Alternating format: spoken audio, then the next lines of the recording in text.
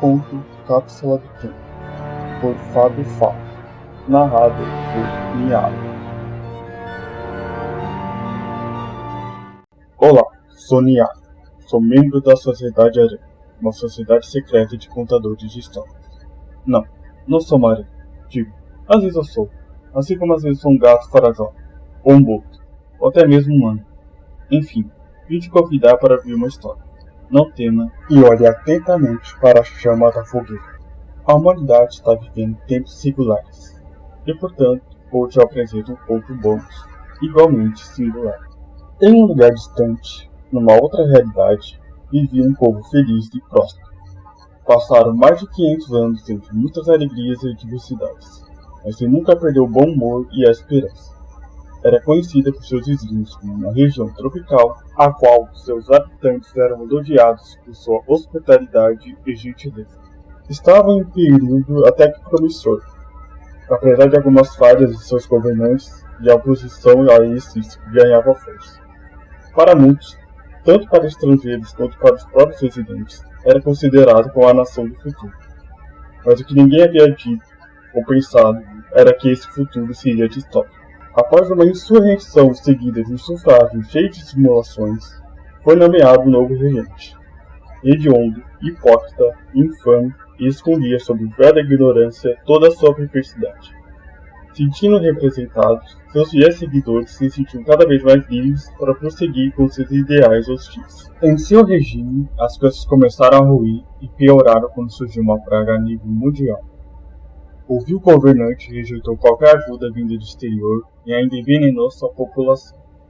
Com o tempo, a sede do poder aumentou e ele impôs uma monarquia tirânica onde o comando foi passado de pai para filho e de irmão para irmão.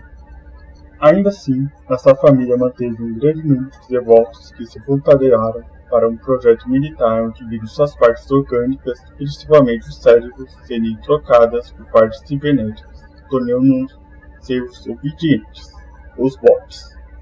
Outros acabaram sofrendo mutações causadas pelas variações da praga, se tornando meio humanos, meio bovinos, os Minotaurus. Tanto eles quanto os bots eram usados como soldados contra uma pequena resistência que, a cada batalha, diminuía cada vez mais, tanto pelos conflitos externos com os inimigos, quanto os internos dos coletivos de resistência. Um dos poucos que ainda acreditava que a união fazia força era o cientista chamado Edgar Whitfield. Dito como sonhador pacifista liberal por muitos e de louco por outros, ele era desacreditado por seu grupo. Os únicos amigos que ele tinha eram Ian, inteligência artificial nacional, um soldado cyborg reprogramado por Edgar, e Simone, Simulacro One, uma autêntica inteligência artificial de uma nação estrangeira que fazia parte de uma série de IA roubada para servir de base na construção dos bots. Ela foi a única sobrevivente de seu grupo. O trio foi convocado para uma missão aparentemente inútil: investigar um enorme cilindro de metal encontrado em um terreno baldio. Ao encontrarem o cilindro, Edgar ficou furioso, pois achou que queriam pregar uma peça nele usando um elevador quebrado. Mas quando Simone abriu a porta, viram que o objeto era maior por dentro.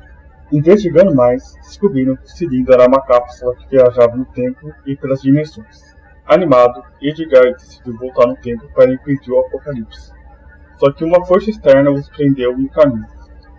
Não podendo voltar e nem avançar no tempo, a única solução do trio foi arquivar informes em áudio por meio de uma conexão de longa distância temporal. Mas havia um problema. Ninguém ali sabia como identificar as coordenadas temporais e as mensagens corriam o risco de serem enviadas para qualquer época ou dimensão. Qual será o destino do trio? A resposta virá, Generei, mas não hoje. Até a próxima. Acompanhe as aventuras e desventuras de Edgar, Simone e Ian em Cápsula do Tempo, todo sábado às 11 da manhã no YouTube e no Spotify.